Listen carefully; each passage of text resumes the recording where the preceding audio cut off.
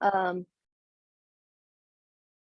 so I'm Deanna McGaughey-Summers, and my discussion and presentation today is called Toward a Cognitive Return in First Year Composition. So what we're going to look at are strategies for mitigating cognitive load in online writing courses. So to give you a little bit of background about myself, I have a multidisciplinary background. So my doctorate's in rhetoric and composition, but I also have master's in criminal justice and sociology.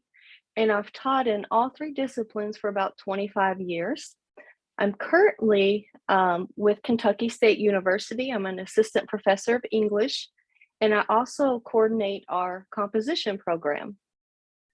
I've taught online since about 2003, but I've always taught technologically enhanced classes.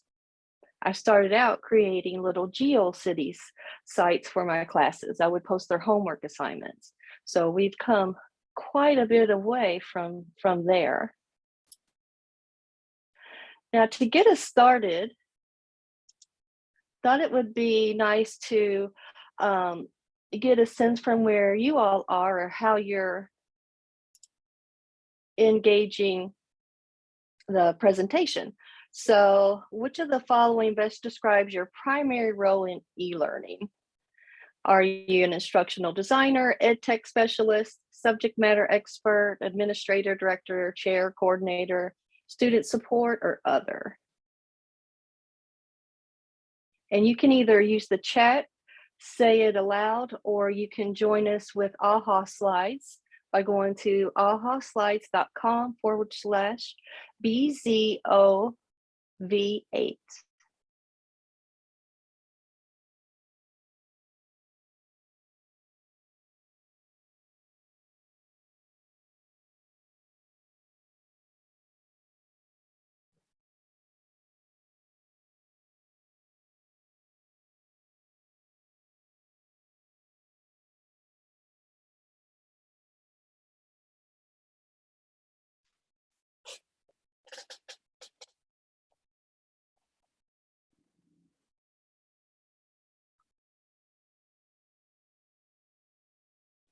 All right, it looks like we've got instructional design here.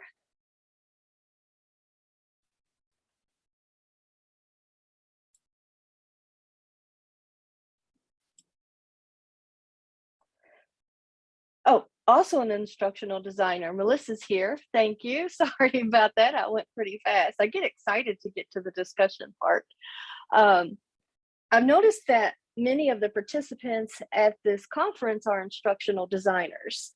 So what I'm going to talk about is how I designed the course to address some issues that I found with what I believe to be cognitive load problems. So I'll go through some of the challenges teaching first year writing students. These are students now who are coming into our writing courses, and they've missed quite a bit of school during the pandemic. And in addition to that, they also had the stress associated with the pandemic. So we'll talk about the process and outcomes of some teaching reflections I've done. I'll explain cognitive load theory as I understand it and how I've applied it to first year writing.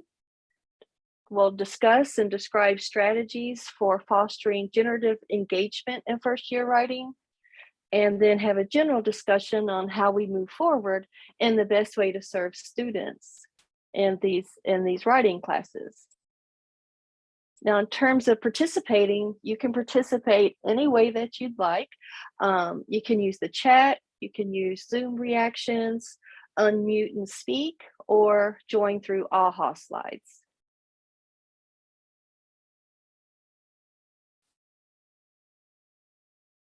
All right, so I want to first explain to you the background, both of how I designed my writing courses and where I saw some issues.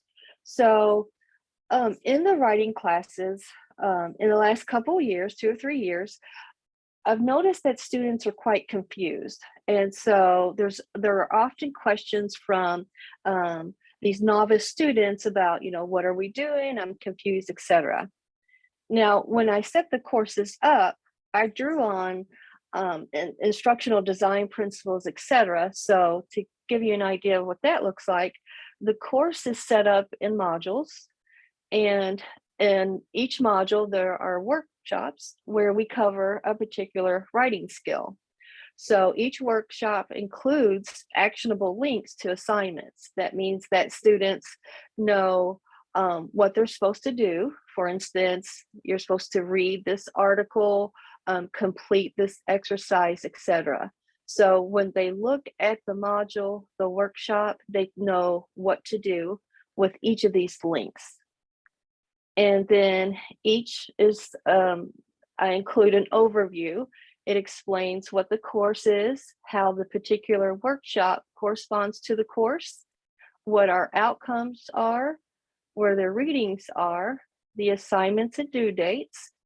The assignments are also numbered based on how they should complete them. So this is workshop 1, the first assignment, workshop 1, the second assignment, and then some grading information.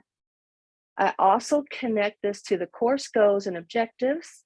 I provide video overviews using a show and tell method. So basically, the workshop overview quiz would go over what we're working on this week, and I would show them how to complete and submit their assignments.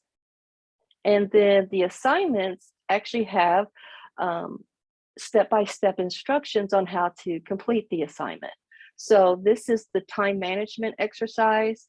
It explains why they're doing it, how to access the resources for the assignment, and then the steps with examples on how to complete it and how to get help. So that's the basic design of my workshops.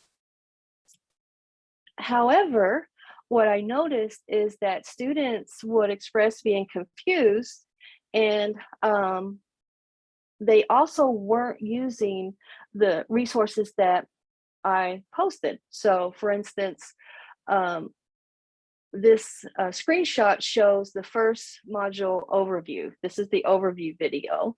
It was posted in stream and students could watch it. So 27 students watched that overview video. But by week 9, only 5 were watching the videos that were showing them how to do the work in the class. And then I would also get correspondence from students who were confused about where to find their assignment guidelines, etc.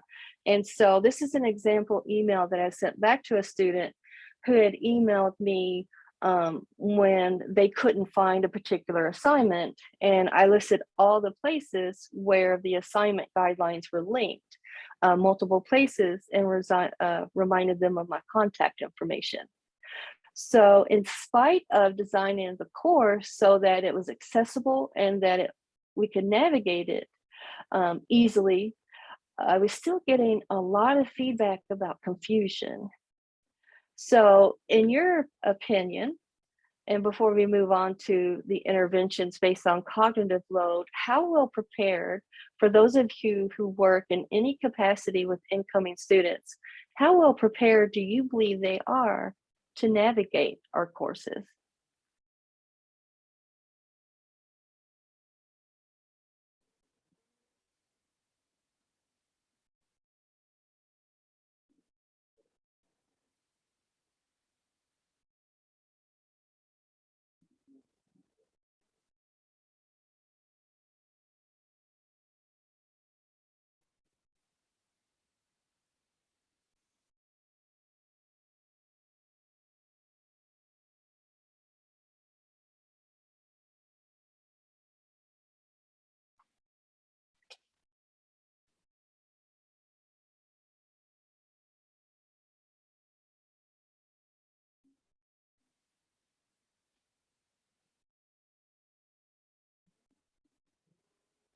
All right, so that's a good point. Alyssa mentions that it can vary a lot and that first time online students need a lot more support.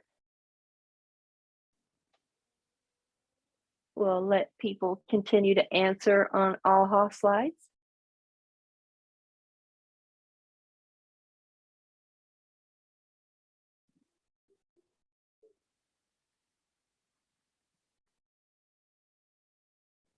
Oh, I'm sorry. I'm not sure why the slide isn't loading for you.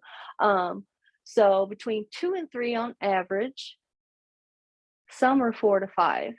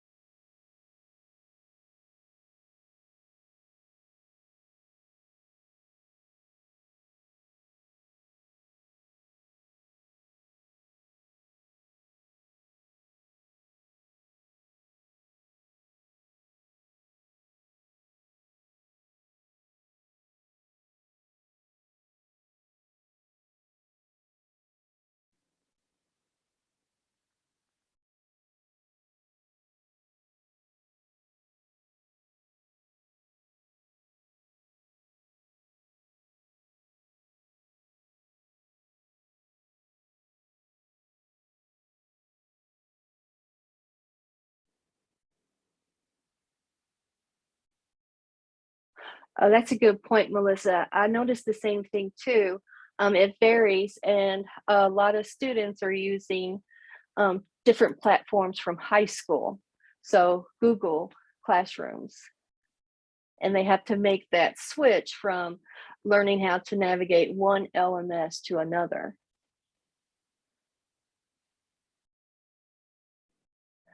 All right, so um, one of the things that I did to get a better sense of what was going on in class, why are students confused when I'm giving them so much information and I'm providing screenshots and videos on how to do stuff.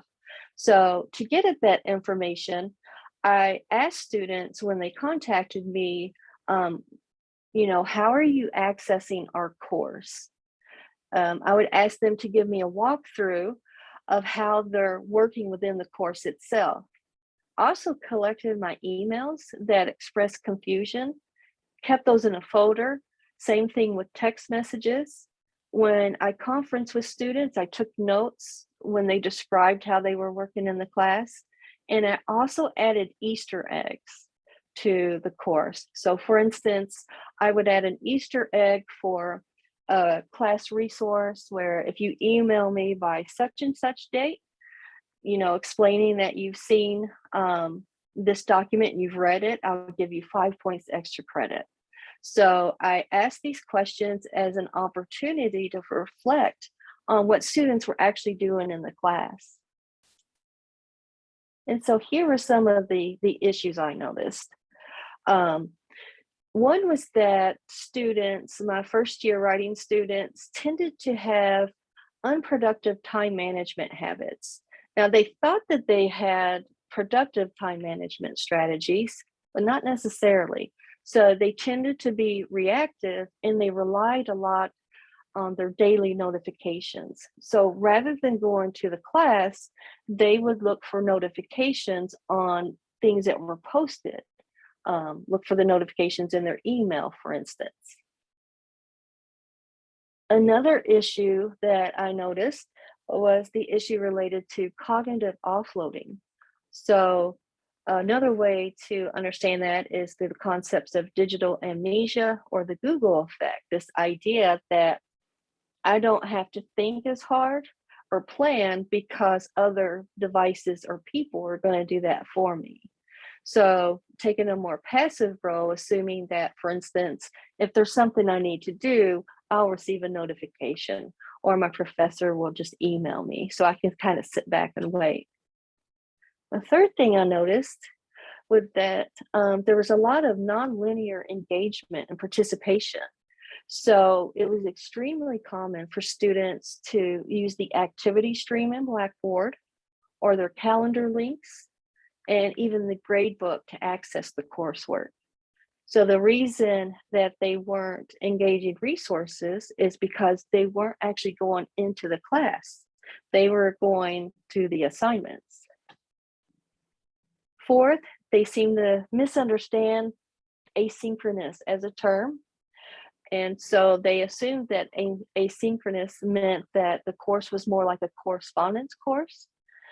And then finally, they didn't seem to perceive the class online as a classroom. It was more of like a file cabinet.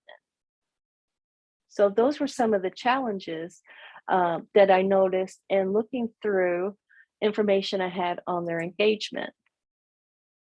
And what it appeared to me was that students weren't actually coming to class per se. And as a result, they were often very lost and overwhelmed.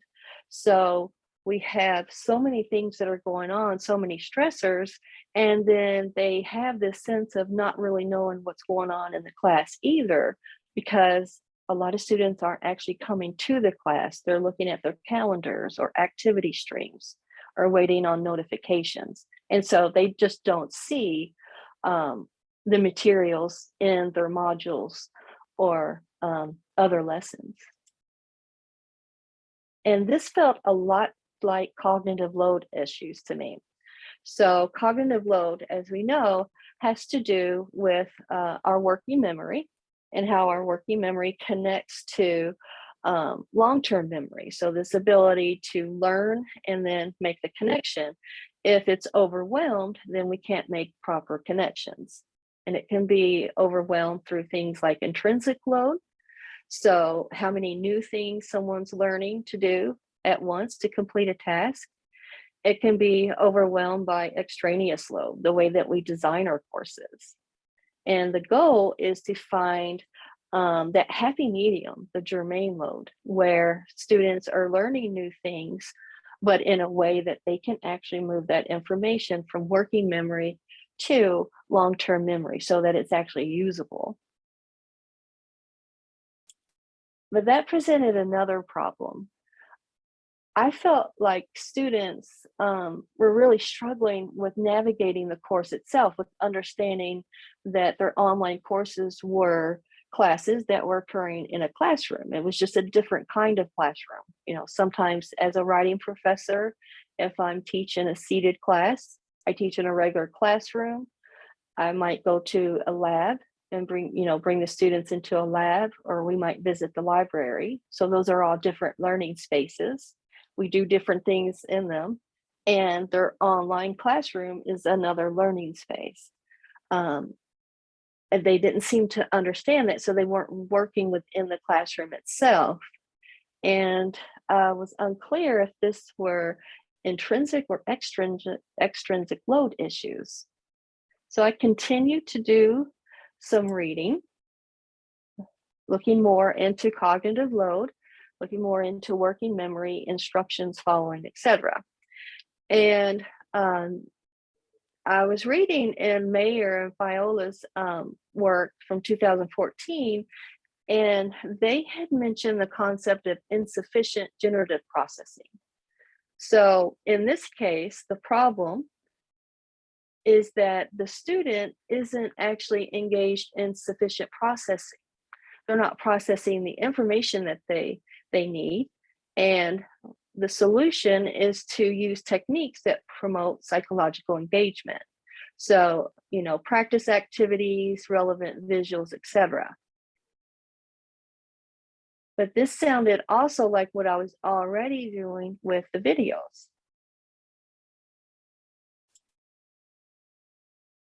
So again, going further into the literature, looking at working memory and instruction following, there's some information on errors that students make when following instructions or recommendations for how to work with those issues.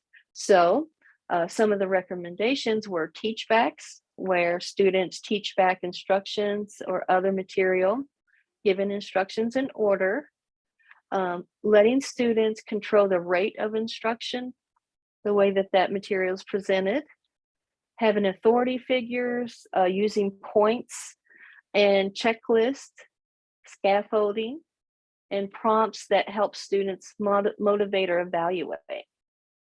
All right, so starting to build to a different approach here.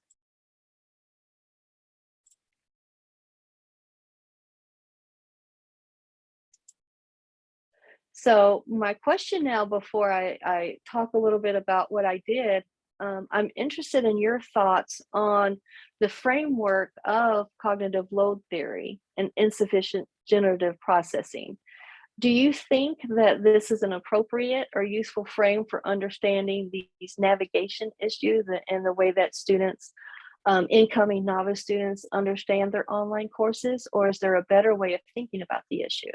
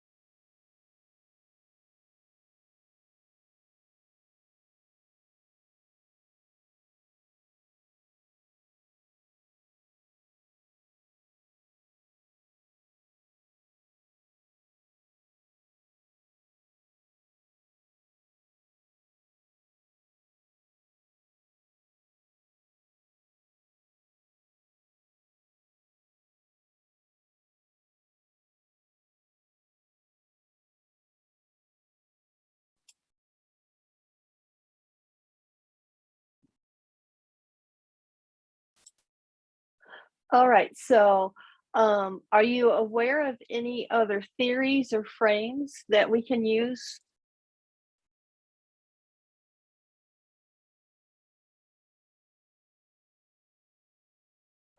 Right. So learning the framework or the navigation features of the learning management system, I think it's much more challenging than to students than we realize.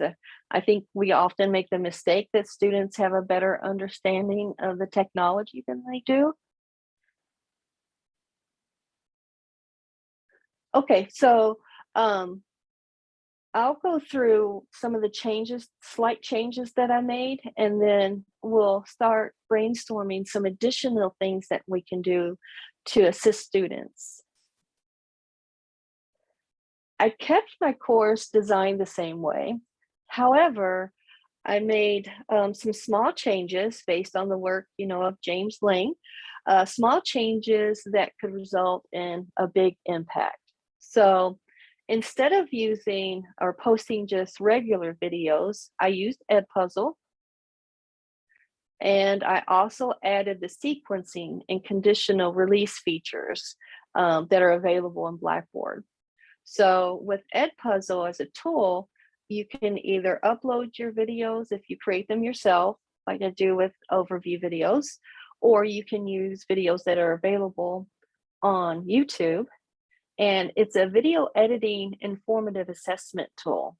So when you assign videos in Edpuzzle to your classes, students can't skip ahead. They have to watch it, the entire video. You can embed questions and other prompts within the video itself so that students are answering and thinking about the material as it's being presented.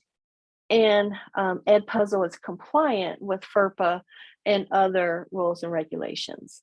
So essentially what this ended up doing was it forced students to watch the videos that explained what we were doing and why we were doing and how we were doing it each week, to think about it and reflect, and also to go in the order that I set the modules up. So they couldn't skip around. They had to watch the video overview first in order to access the upcoming assignment or resource.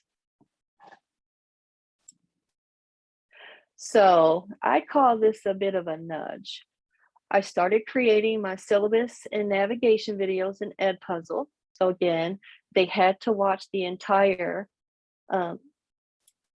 video, and they had to answer questions, which I'll show you some examples of. They couldn't move on until they completed one step in order.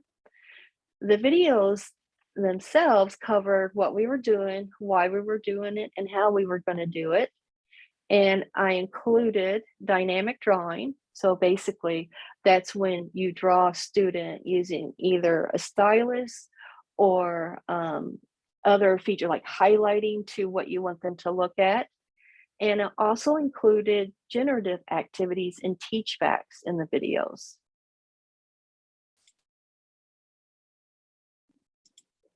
So I have some examples here. This is from the overview videos. And so what's happening on the screen is that students are watching me review what we're working on the week. And then they have some questions that they answer immediately in response to what they've just seen. So questions for review of what we're doing. So asking them to recall what we're working on in the workshop and to state the concepts so that they know what we're working on. And then I included demonstrations. So whenever there were links for resources, I would click on those to show them that the links worked and to reiterate the browsers that they should use. I showed them explicitly how to submit their assignments, upload it and then click the submit button, that kind of thing. What we have down here is Wakelet. That's what I use to store student readings and resources in. So I would show them how to use that and navigate through it, and then have them teach back through an open-ended question how they were going to submit their work. And so the purpose of this was to get students to think about what they were supposed to do, how they were supposed to do it, and then use their metacognitive skills to create a plan for themselves to work through the modules. And again, I included questions on there about their planning. So what to do right after you finish the video quiz, how to get a hold of me if you need help. Some reflection questions for students, asking them to explain how the workshop we're working on is going to connect to our larger goals, and having them identify those learning outcomes. And what I ended up finding in comparison is that students, when I made just that small change to Edpuzzle and sequencing, the students were doing quite a bit better. So I always review my classes to see how students are doing in the class. It helps me understand what I might be doing that's effective and ineffective. And so I look at the class in the aggregate, and then I also split them up, disaggregate based on variables that are really important for understanding participation. So in my classes, engagement is very important for success. And what I found is that students who are engaged about, which is defined as turning in their assignments on time, if they've done that 75% of the time or more, those students saw a 9% growth in grade. So 9% improvement compared with students who also scored 75% or higher for engagement in the previous semester at midterm. So I feel like that came out in a really convoluted way. Basically, at midterm, when I matched the students up for my current class compared to the same class taught in fall, the students in the current class at midterm, their grades were 9% higher. And then when I did the same thing, but compared the spring to spring at midterm, so this spring and last spring, there was a 13% improvement, percentage point improvement in grades. Now, unfortunately, there were no changes for students who were disengaged, but for students who were working, and the only changes that I made had to do with the videos in Edpuzzle, and then also the sequencing, there was a noticeable improvement in the growth in the course. Another thing that I noticed was that emails, texts, all those communications where students were confused about assignments, it decreased by about 80%. It's quite rare, it feels like, to receive those emails because students have to see how to engage the material so they know where to find things. And I think or hope that one of the benefits of moving to to Edpuzzle and sequencing is that it might help students improve their focus and their attention spans. So the research shows, for instance, that you need to keep videos at least under 5 or 6 minutes because of attention spans. And that's always concerned me because I don't know of many contexts where we can only have a 5-minute attention span. So I'm hoping that because we're using Edpuzzle and they have to work through the whole video, that it will help them expand their attention too.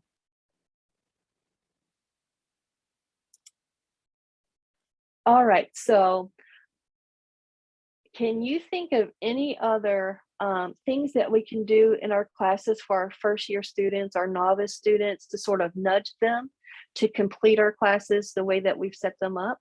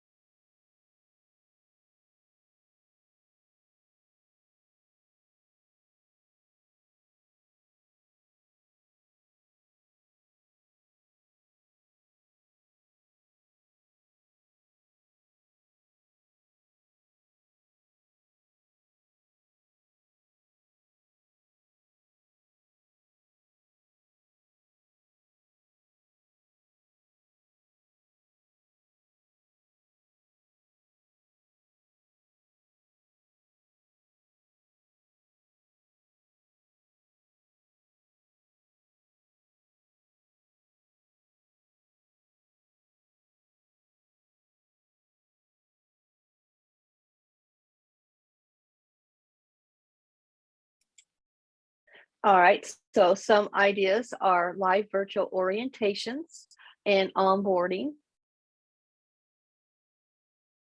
scavenger hunts,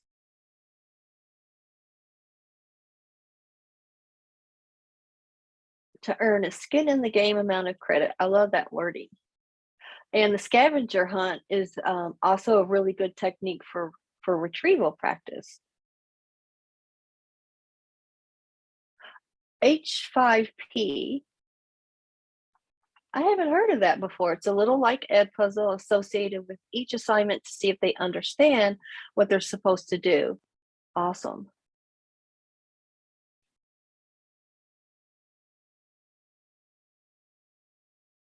Is this another ed tech tool? H5P? Yes, that was my suggestion. This is Natasha. Yeah, H5P, it's just like an interactive element where you can create interactive videos, kind of like the Edpuzzle that you were showing earlier, but I was thinking that you could associate it, embed it as part of an assignment, and basically like you were doing with Edpuzzle that walked them through the whole module, you could do something like that for each assignment and just be a review to make sure that they understand exactly what they're supposed to do in the assignment before they even really get too far into it. Great. Yeah, I'll check that out because I think it's really helping students to have that background.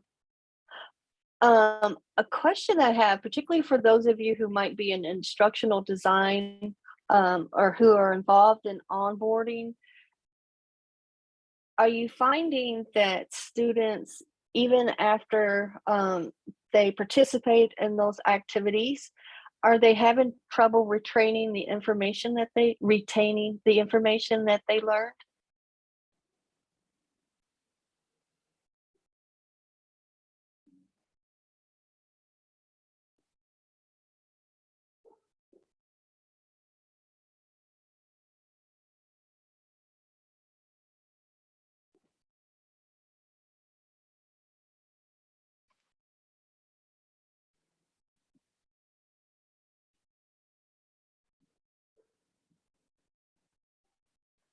We have an onboarding program too at our college. It's included as part of the introductory um, material that students receive, and it might be that you see cognitive load as problematic there too, where students are, in this first week where they're learning about their LMS and financial aid and the bookstore, that it might just be overwhelming.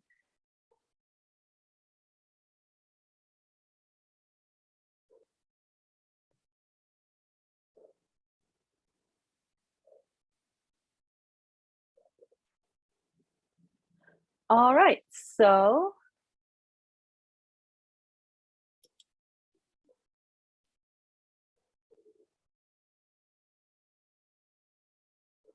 now, thinking about this specifically in reference to writing classes, um, one of the things that I think those of us who work in composition should consider is sort of returning to the cognitive focus in composition. So, in terms of a brief history, in the 1970s and 80s, there in terms of cognitive theory and how it would drive educational practices, there was a convergence between the process writing theory and cognitive psychology. So at that time, the concept of planning became central to writing instruction. And through the 80s, that focused on procedural facilitation. But also toward the late 80s and 90s through today, that process model started to move to focus on personally meaningful writing and the development of student identities as writers. And the primary model is that process model, which is represented up here, going from topic, pre-writing, evidence, organization, etc., and back and forth, is the process model. But planning moved from how to complete assignments or how to complete writing tasks to how to generate content. So one thing that I think that those of us who are teaching writing might want to consider is to go back to some of those earlier understandings of process, where understanding and creating a plan for what you need to do for the task of writing is important as well. And some recent research specifically on cognitive load theory and writing found that strategies that were based in this theory actually improve learners' writing performance, along with confidence and motivation.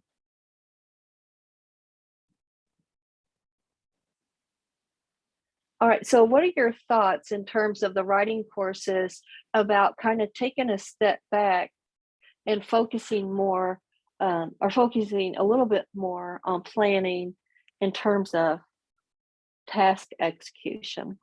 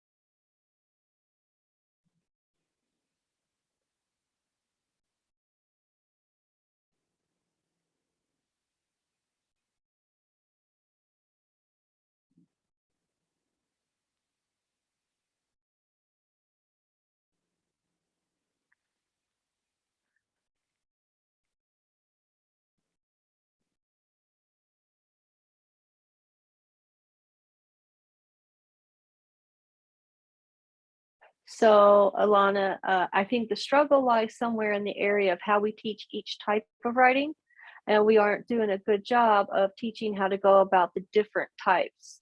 So, the different modalities like comparison and contrast, etc. A one size fits all doesn't work, but that's what I'm seeing.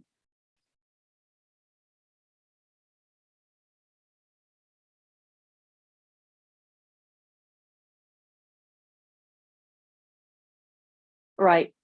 So, um, different genres there: creative writing, academic writing, and technical or business writing. Those of you who are teaching writing, um, eh, for college students, first year writing, are your courses, are they designed for, to be a catch-all for writing, or is it specifically on a particular technique? So for instance, ours are to teach students how to write at the college level. So we focus on how to write essays and how to do answer writing, on an essay exam, that kind of thing. So do you all focus on sort of writing in general, or is it more targeted to a particular goal in your first year of writing?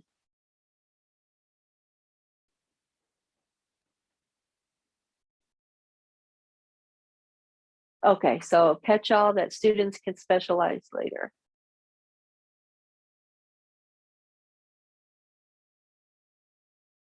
Oh, that's interesting. So two first-year writing courses, one is academic and the other is more personal.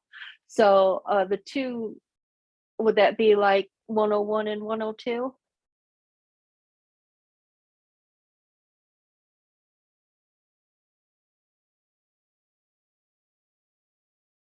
Okay. I think that that's a good point about following instructions and the LMS, maybe that they're overwhelmed. There's certainly a lot of things going on.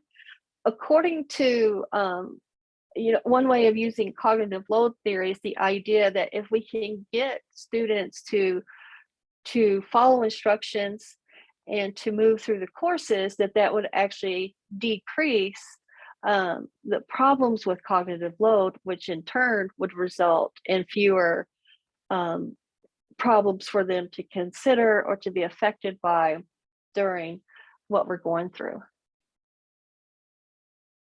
So, in other words, if students can take their classes appropriately, I can't think of a better word, that would decrease some of the stress that they have in class so that it doesn't start piling up. Thank you, Alyssa. Yeah, and Melissa, you mentioned that there are a lot of expectations on the 101 classes. So yeah, I can appreciate that too. Where we're expected to teach students how to write, how to research, how to do genre specific writing, like the biology reports,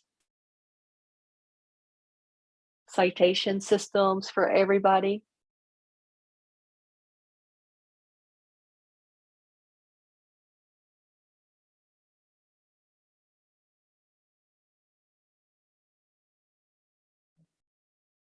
Time management. I think a lot of students, when I would talk to them, they had time management strategies, but they weren't particularly productive strategies. And so students, for instance, who would look at the list of assignments that they have due in all classes for the day, they would actually create a problem for themselves. So, for instance, I need to do problems for chapter 5 in math and then this English reading assignment. They would create problems for themselves because they weren't. They were trying to focus on too much. So they were creating that cognitive load for themselves. Whereas if they would go class to class, like I want to spend an hour in math and then go to my online English class, it would actually work better for what they were able to understand and retain. Yeah, having to switch those citations. So this is also a structural problem too. It looks like we have just a few minutes left. Um,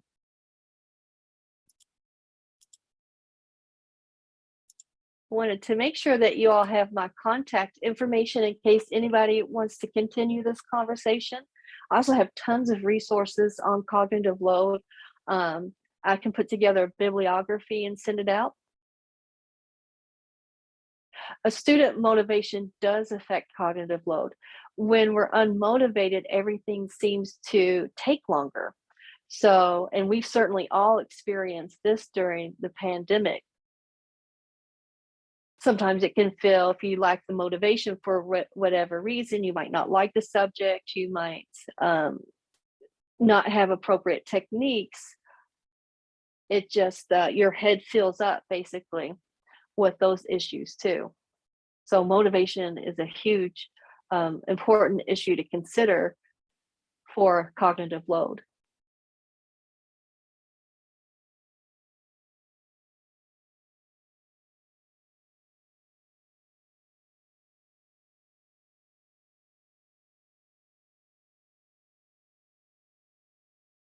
I thank you all so much for attending. I hope that we can connect outside of here. I would love to talk about this some more, particularly on what you all are doing or what you all can do in the LMSs.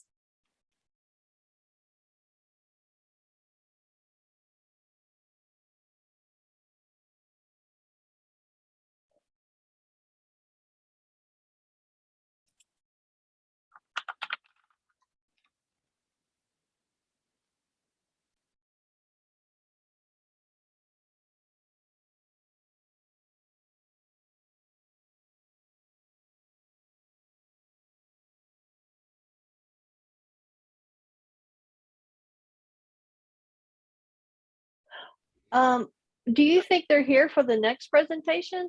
They might be. I think maybe we just end this and then they'll probably click the link again, is my guess. Okay, sounds good. All right. Well, thank you so much. Is there anything you need? No, I'm good. Thank you. All right. Well, have a great rest of your conference. Thanks.